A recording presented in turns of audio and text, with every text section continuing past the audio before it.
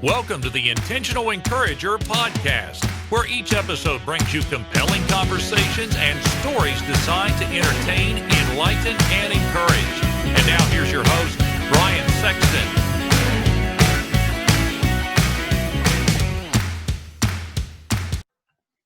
Welcome to the Intentional Encourager podcast. I'm your host, Brian Sexton. Thank you so much for joining me today.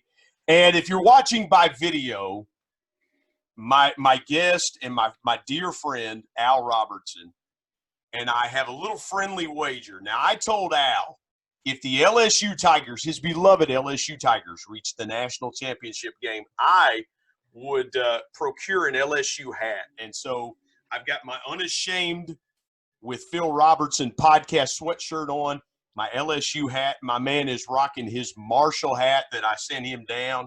So the only guy in Louisiana likely that has a Marshall University hat is my guest, Al Robertson. He is the co-host of the Unashamed podcast, the author of the book that you see behind me, Desperate Forgiveness.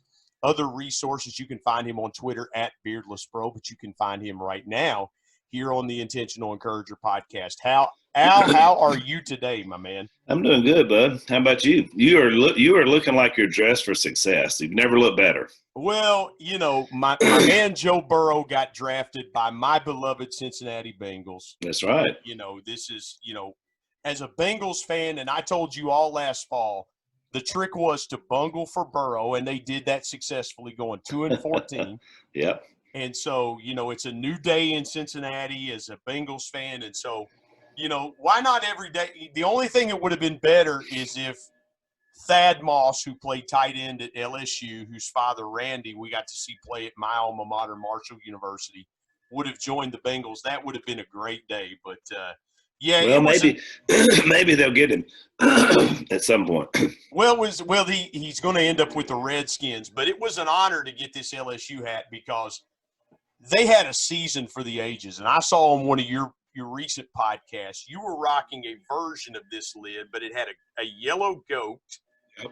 And it had it looked like a number 9 inside the goat there. But it's funny because that's changed. Now in sports, goat is a good term. Back in, right. We're a little bit older. I mean, when I was a young person, like Bill Buckner was a goat because he booted that ball that cost the Red Sox the World Series.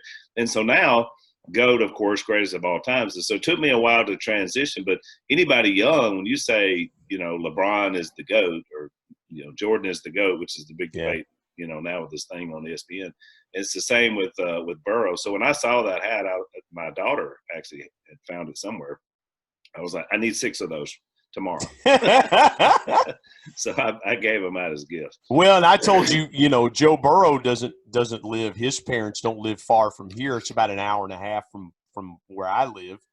Which is so surreal the other night during the draft that, he's just there at his parents. I mean, it was such a weird deal because it's always such a big fanfare with the NFL, and it was so downplayed because of the virus. But it just, I don't know, it seemed to fit him. He's the same no matter what, whether he's, accepting the Heisman or getting drafted. He just has that same, sort of demeanor and quality. I mean, I've really grown to appreciate him just as a young man, as well as obviously what he does on the football field. But he seems to always say the right things in those moments, just as a person. So we love him. I mean, he is an adopted Louisianan for LSU fans for sure. Well, he was rocking the 740 sweatshirt, and I love that because that's the area code of southeastern Ohio. That's the area code that I had growing up in southeastern Ohio. That's the same area code he had, and he really what is going to be really good for him in Cincinnati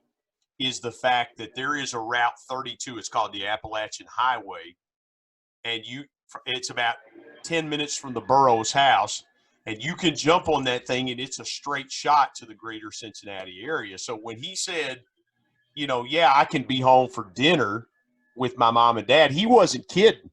And right. I think it's going to be a real shot in the arm for not only the Bengals but southeastern Ohio to have a guy from that area be your franchise quarterback. Right. I think you're right. And, seriously, I really hope that – because I don't know how – I didn't watch the Bengals much, obviously, last year. But, I've been hoping that, he doesn't get hurt or, I'm hoping they have because, young quarterbacks come in and they've got that next step to be able to go at that level is tough anyway. And so, man, the NFL, things are happening so fast. So, he's tough, but I mean, the NFL is tough on tough people. So we'll see. How do you, as an LSU fan, how do you bring your thinking back to reality? And I don't say that facetiously because let's face it, they had 15 guys drafted off of that national championship team in the NFL. Yep. You lose that much talent. A program like LSU, a national championship, you're going to get a lot of those great recruits and things like that. But how do you move forward from that season and go, man, we won a national championship last year. It's pretty hard to top that. What are LSU fans' expectations going into this year? It's hard to speak for everybody, obviously, because people view it differently. But I think most people are like me. So what happens is a season like this, which was so magical and unusual. I mean, to beat so many, I forget how many top 10 wins we had. It was just something stupid, like more than anybody's ever done. Well, then you beat the two best teams in the country in the playoff. Exactly. Right. So what happens is it was so special that I think you realize it can't be matched. So going into the next season, it's so much on its own pedestal that I think, you realize there's no way we're going to we may never do that again, where you just had such domination in such a season. So a lot of it is how you win it. You could win. You remember Ohio State won the national championship under Urban Meyer. Yep. It sort of looked like they barely got in, and then all of a sudden their quarterback's hurt, and then all of a sudden this freshman kid just rallies them through the playoffs and they win. And everybody was really kind of surprised, probably even so were they. And so that's a whole different situation because now your expectation is so high because we did it with this freshman kid and all that. So how you win it too, and I think the circumstances around it sort of matter. And so I really think LSU fans, it's its own thing. Like me, I'm not even like I'll read a little bit on our Danny Dunn, which is kind of our recruiting guy because we always keep up with what's going on next. But I don't know, maybe it's the virus too, but everybody's still just in the glow of we're still, this was amazing, so I don't think too many people are even looking ahead. It's kind of a weird, I've never had a feeling quite like this, it was just so special. Well, and again too, the way they did it was, I mean, they just beat the daylights out of really good teams. You're sitting there going, how is this possible? They're beating these teams that badly. And I think for Bengals fans, that's, how great Joe Burrow looked in 2 games, especially in the 2 games where everybody was watching, not just LSU fans or not just SEC fans, but everybody was watching. It was like a no-brainer. The coolest thing to me, though, was the last time LSU had a Heisman Trophy winner was 60 years ago with Billy Cannon, and how his family – because a lot of times, Al, and you know this with the family dynamic that you're in, a lot of times families want to hold on to being the only one in the history of a school that's ever done something. And Billy Cannon to this day is still a legendary figure in LSU history, but his family embraced the fact that Joe Burrow was going to win the Heisman, and they were very gracious about it. It's just unfortunate that Billy Cannon couldn't have been alive to see, because I think he passed in 2017 or 2018? Well, I think, I'm not 100% sure I'm right about this, but I think he passed away on the day that Burrow decided to come to LSU. Oh, wow. I think that's correct. It was a weird coincidence that went back to the day he died. And I'm pretty sure that was the day because, Burrow was with us the year before. And, I don't know. I've thought a lot about it. I mean, arguably it's the best year a quarterback has ever had. Certainly the numbers are there. It's just the whole season. I would compare it to Cam Newton's, 2010 season. Yeah. Newton was like that. He was unstoppable. But with his case, it was more just kind of like, and also the guy from Texas that year, but it was almost like, he was just running over people and, but just in terms of pure quarterbacking, I mean, there's nobody's ever seen anything quite like this. And like you said, to have a team on offense that you knew nobody could stop. You know, it was almost the only game that we didn't just run roughshod was the Auburn game. And I mean, there's some reasons why, I think, because Auburn had some really good interior defensive linemen, and we had a couple of offensive linemen hurt. But still, it was just amazing to watch. So it's one of those where it's like my '88 Dodger year, which unfortunately I'm hanging on to now 30 years later. Well, 1990 Cincinnati Reds, There you go. You just have to look back and think, oh man. So I'll watch footage. In fact, they were just running some of those games online. You could watch the whole '88 World Series again. And so I caught a couple of them, which was fun. I follow some people, some like True Blues from LA. And so they were replaying the games, which was fun for me. You do realize that the '88 season was the year that Tom Browning threw a perfect game against the Dodgers. I did not realize that. That was the '88 season. It was September. I'm not surprised because our offense was really not very good that year. I mean, it was Kirk Gibson and the rest, 7 other guys. Yeah, that's exactly right. And even his numbers, he won the MVP that year. But he had like 25 dingers, but I think he only batted like 290 with 25 homers and didn't even have 100 RBIs, I don't think. Of course, then he was hurt, for the whole, most of the playoffs. So it was a weird year that Hershiser, just carried the whole thing. So it was one of those things that you looked back and you think it was a moment in time. It could, 59 straight scoreless innings. I mean, it was fun. And again, that's what we're missing at the time we're recording this. We're in the midst of the COVID-19 pandemic, and that's what we're missing right now. And sports is a big fabric of America, and to some degree, Al, it's like religion in some parts of the country. You've got your church and then your football team, and it's 1 and 1A in a lot of places, especially where you live in Louisiana. I'm sure a lot of people are going, man, missed the LSU spring game. Here in the Huntington, West Virginia area, well, we missed the Marshall spring game. We missed March Madness. Opening day got pushed back. I mean, there's a lot of things changing. I think this is going to really change how we do things. What do you see long term? Where do you think some things will shake out as far as where this thing ends up? Well, I mean, the talk is that they're going to play games, without people, which again, I mean, that'll be something good in the sense of sort of like the draft the other night. I mean, there's something to watch, but it's, let's face it, it's not the same. And especially when you talk about college football, I mean, the atmosphere is everything.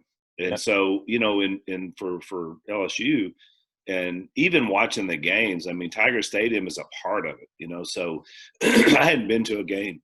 You and Jace, your brother Jace went to the Texas game, the LSU Texas game. Yeah, that's right. I hadn't been to a home game in 3 or 4 years, and just because of being busy. But we did go to the game at Austin last year, which was great. So I did get to see them, and that really kind of was the turning point game, I think, for Burrow when they pulled that out.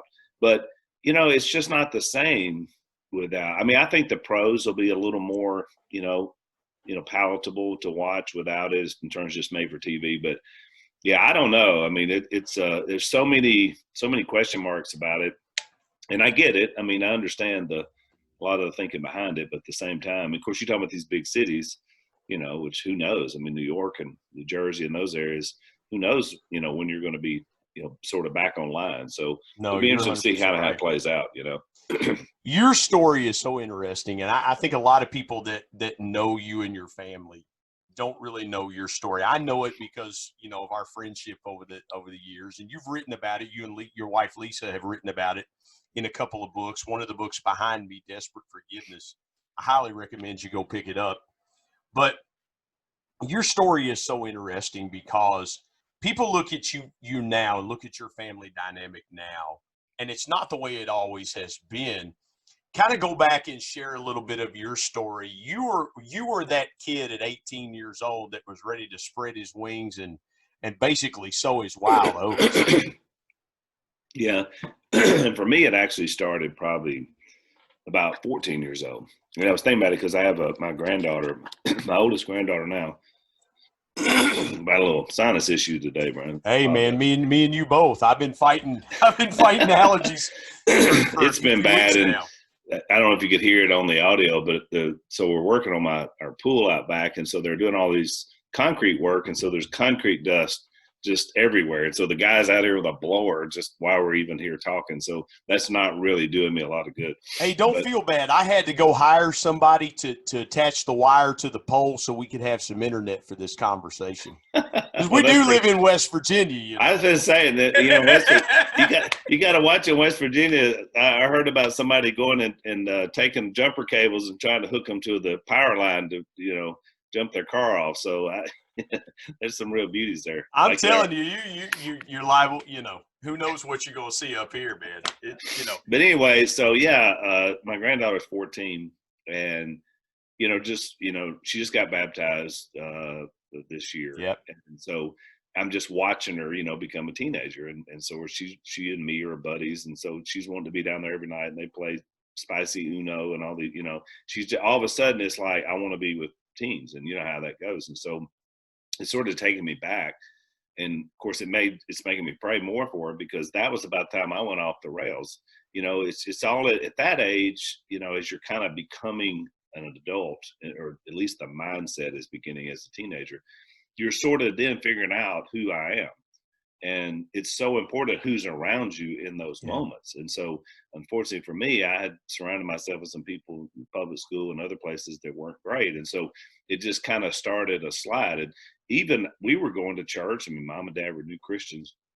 But in my case, it's like I always say, bad kids in the youth group, if there's a couple of bad ones, they're going to find each other that first Sunday, and then they're going to hang out and then make fun of everybody, all the holy rollers. So that's kind of was the process that started for me.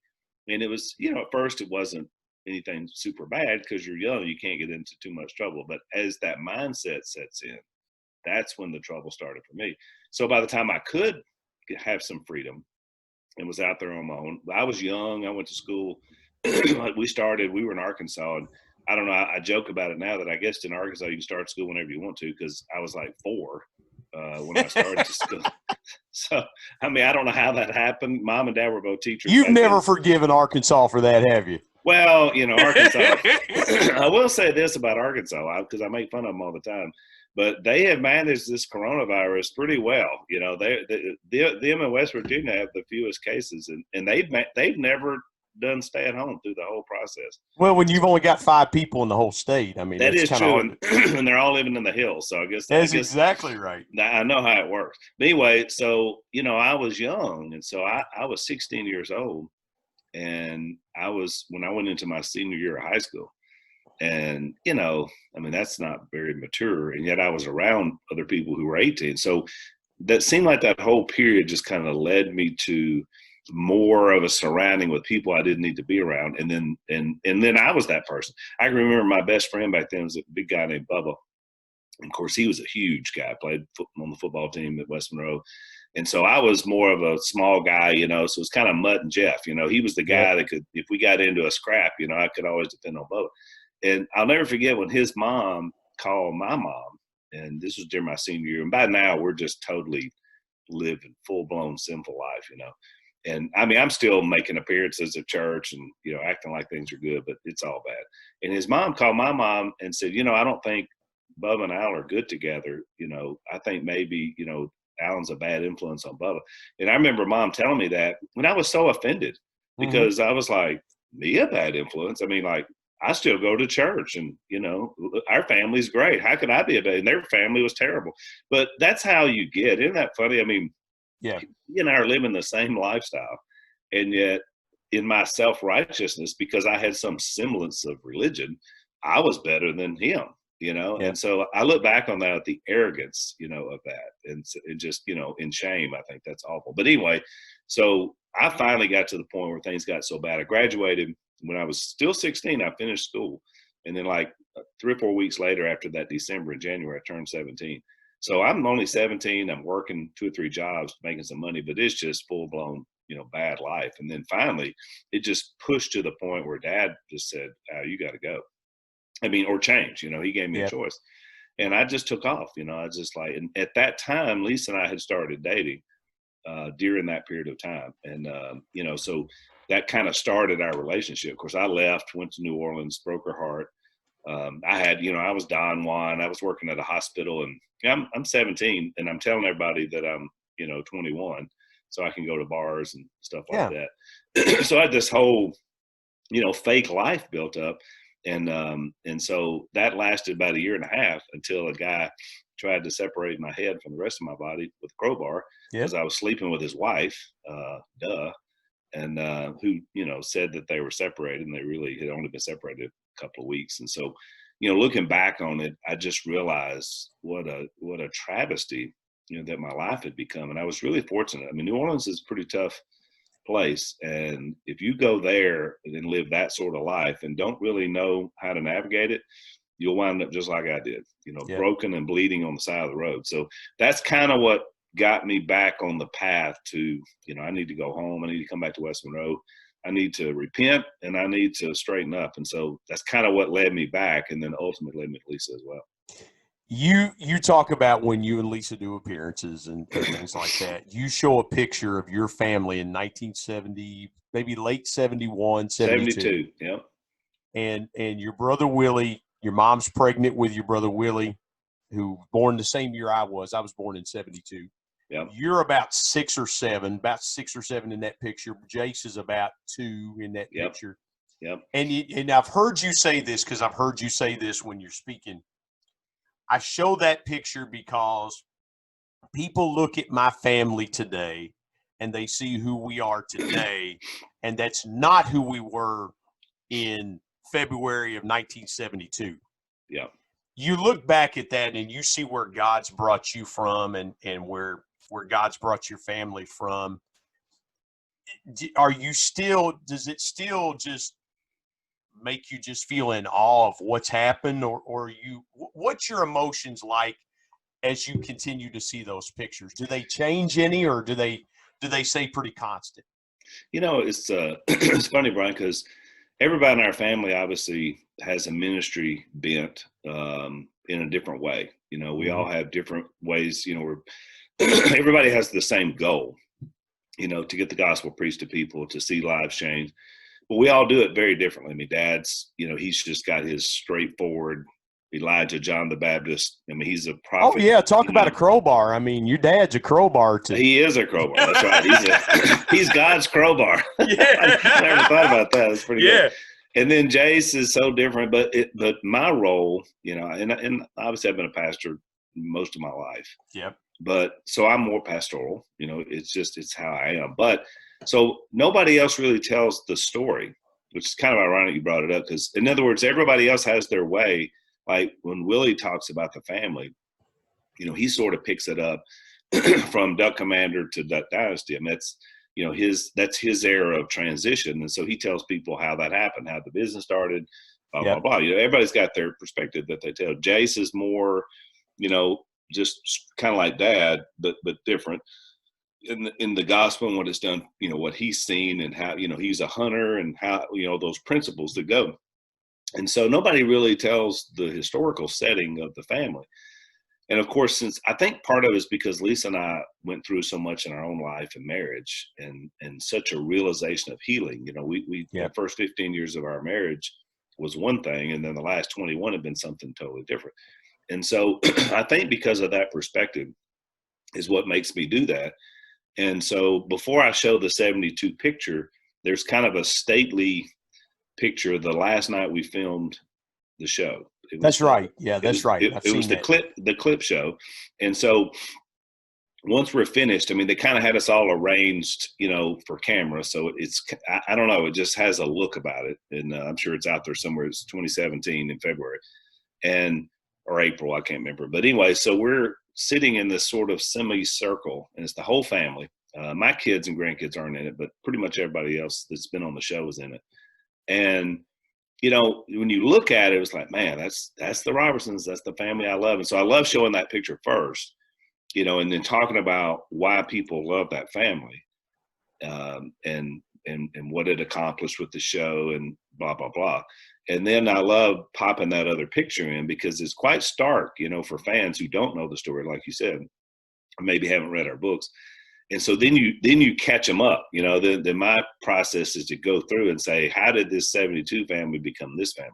And it's a bit I do about Dad when I show a picture of him in his, football uniform at Louisiana Tech University in 1964 with the Johnny Unitas haircut and, clean cut, everybody's All-American. Mm-hmm. And then I like showing that Duck Man picture next to it. And again, it's like, how did that journey happen? Like, how do you go from Johnny Unitas to John the Baptist, in that look and in his demeanor. So I love like telling the historical part of the family. And mainly it's the same reason Lisa and I wrote our books, is to show that no situation is hopeless. And so, because I know how many people out there are struggling. Right now, literally my phone is dinging as we're talking with a guy from Alabama that his wife had an affair. Somebody knew about our story. They got him our books. And so he and I, we text each other pretty much every day. He'll have a question, I'll give him an answer, or he'll send me a verse, I'll send him another verse. And so, this is just constant because there are people that are in bad situations. And so you try to help as many as you can. You can't help them all because you're just a single person, but you try as much as you can because you want people to feel hope in hopeless situations. I think about that verse in Romans 4. I think Romans 4:17 or 18, I think, where it says, Abraham, against all hope, in hope, believed. Yeah. And I love that because, we've all been in situations where it felt hopeless, so it's That's like, right. I feel empty. I don't. So I love it that, for families maybe that are struggling, I tend to target that part of an audience and say, look, just, hang on another day and let God do what he does. And you never know, you never know the snapshot that could happen, from 72 to 2017. So, and this was right after your dad, you go back 5 years. You're a little guy. You were born in 65 while your dad was playing football at La Tech. Yep. And we were talking about the NFL draft.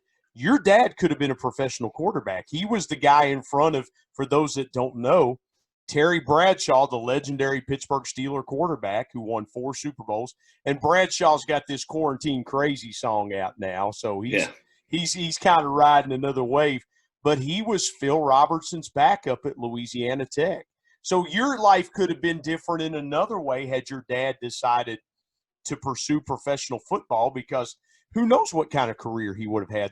I think I remember hearing something where the Redskins, he had a deal worked out with the Redskins that they wanted him to come and play in Washington. So that was a great team in the 70s, man. Yeah, he actually, and it's funny because that was right around the time, Vince Lombardi coached the Redskins for a couple of years at the end of his career. And that was right 69, around 70. Yeah, that was right around that time. He had just been there. But there was a guy that played with Dad and Bradshaw named Robert Brunet. And he was kind of I guess you call him a halfback back in those days, but really fast. And he was from Baton Rouge. And so he was playing for the Redskins. He was kind of like a kick returner for them. And so he was the one that kind of basically had talked to the management and said, man, this guy's amazing. You think Bradshaw's something, this guy's even better. And so that was kind of the conversation. As we've looked back on it, we thought, what a blessing that he never did, probably, because if he had ever got into that lifestyle with the way he was at that time, because he was typical Joe Namath, in terms of the mindset, he and Mom would have never made it. Our family probably would have been destroyed, just because that's a hard life anyway. In fact, when Bradshaw and Dad got together a few years ago, they honored him at Tech. I guess it's been 2014. Yeah. And it was really interesting because Bradshaw in his personal life has obviously had a hard time. He's had multiple marriages. Yeah. Just the typical thing of an athlete and a pro, a famous person. And because he's a good dude, but it's just it's the life. It's so hard. And so, that's what he told Dad. He was like, hey, you still got Miss K. He said, you've done better than me, That's right. He was telling about his last breakup. He said, Phil, I was just standing there eating a bowl of cereal. She walked in and said, I don't love you anymore, and walked out. He said, can you believe that? Over a bowl of cereal? I'm just having my cereal, it really made us sad, to Yep. hear, how that happened. But, it's interesting. I got to see, I don't know if I told you this before, but the assistant athletic director at Alabama, former, now he's not there anymore, he's retired, but he was a big fan of the show. And so he sent me a copy of the 1966 La Tech versus Alabama game. And I knew about the game because Mom had kept some clippings and stuff from a lot Well, of there's Dad's some stuff. stuff on YouTube. I've seen that game on YouTube. Yeah, and so Kenny Stabler was the quarterback at Alabama, and so he sent me the whole game, and it was so great because Alabama, they got to do everything big. So most of the footage I've seen from Dad's era is like the high, Yeah. from the top of the stadium, you can't even hardly see the game. But they did it in color, multiple cameras. I mean, it was really, for that era, it was pretty impressive. But so we watched it. I took it out to Dad's, and we watched it together, and it was a really great experience because Dad hadn't seen that game since he played in that game, or probably studied film. And so it allowed me to see how good he was because he passed for about 200 yards that night against the national championship defense that year. Yeah. And so he looked good, although he had 4 picks, and you think, well, he had a terrible game. But when you watched them all, most of them were bounced off somebody's hands or, only one probably missed a linebacker in coverage, He was throwing darts that game. But you could just tell, darts. Bradshaw talked about how quick his release was. And he actually compared Dad's release to Namath. It reminded me sort of Marino, like from my era, of somebody who could get it out of there so quick. And so I was like, yep, he could have done it. I mean, he had the arm to be in the NFL, no doubt about it. After watching that game, I was convinced he could have done it. Well, and again, I think that's really what shapes and out. My thanks as always to producer Bryce Sexton and technical advisor Matt Means. And the ultimate thanks goes to the Lord Jesus Christ, who provides intentional encouragement every day through his word. And until next time, remember, everyone, everywhere, at any time, and any place, can be an intentional